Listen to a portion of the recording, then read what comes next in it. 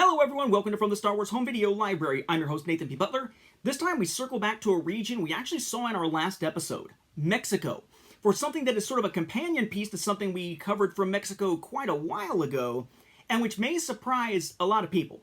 It certainly to some degree surprised me when Matthew Hardesty pointed these out, but I did decide to go ahead and pick them up because they make for kind of a cool little side item to show in the book in a little Meanwhile in Mexico sidebar. So a while back, we looked at the THX Remastered Edition in its VHS form as individual releases coming out of Mexico. And in those cases, we saw these printed on labels, and that basically they kind of had, a similar design to some of the US design, and they had, kind of their updates, of course, for Spanish language and all. But one thing that was kind of interesting with them was the fact that it did note the format on the spine, VHS, right? And at the time, I just assumed that was just kind of, oh, well, that's just their format, They're going to say that it's VHS. Should be obvious to anyone looking at them that those are VHS. I would have assumed at the time, but maybe they just need to mark them for some reason.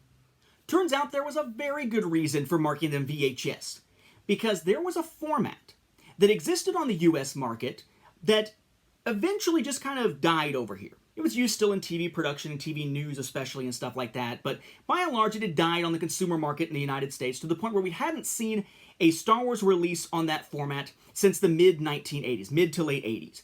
And that format was still alive and well in Mexico as of 1995, almost an entire decade later. What is it?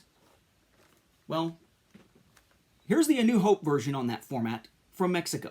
Okay, you'll notice here that just like VHS, it has a similar design, right? We have a Spanish title, Star Wars A New Hope in English underneath. We have the John Alvin artwork. We have the Spanish version of the THX stuff on the bottom.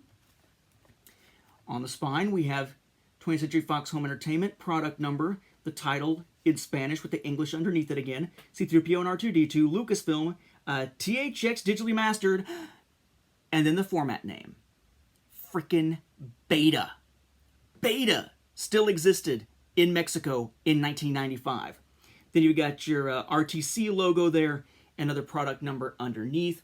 The other side, for mine, actually has a friggin' hole in it, but similar, except no RTC logo in their product number. It's got what appears to be a rating logo down there. The back, similar to VHS, right? Spanish text, runtime color, subtitles in Spanish. It says images there. You got your text of the cast crew information, legalese, company logos there, and so on. But yes, it is Beta. Now, as I pull that out, something started to fall out of there. They have a nicer looking way of handling Beta being held in a VHS-sized case than the US did. Nice little holder, just slides in there, fits nice and snug. But there's the cassette. And notice it's blue. I want to say that, I think it was Arnar in the group, had seen one of these in blue from, I think, the Netherlands. But by and large, you don't see blue VHS or Beta cassettes very often. I think it was VHS that he had seen.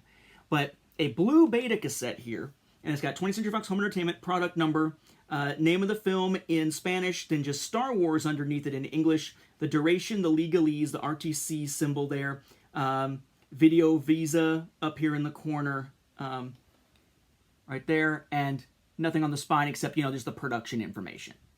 Then you have basically a similar approach to The Empire Strikes Back, except for the fact that you've got the title up here of the series for Star Wars in white above the regular film's logo, but otherwise set up in a very similar fashion. You just got some CBS Fox logos to go with it, as opposed to just 20th Century Fox itself, that kind of thing. I should have shown you the top of A New Hope here, but it is titles up at the top. Then you got the cassette, again in one of those little holdery things. Similar design, only this time in black. And finally, Return of the Jedi, with a similar choice of design. Again, also marked Beta. Wasn't for the fact that it was marked Beta, I could just swap it out for a VHS case for that A New Hope that's damaged. But nope, they say Beta. Gotta stick with the original one with the hole in it. Same thing, it's just it's staying inside the container because I squeezed it. And then there you go with the logo there, or the label.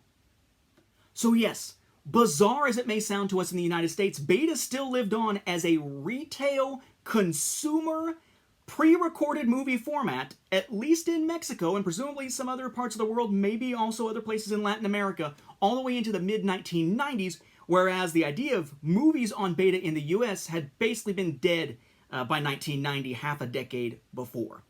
Pretty cool stuff. Thanks to Matthew Hardesty for pointing me to it. With that, we'll wrap up this episode. Thank you for watching, and may the Force be with the home video viewers.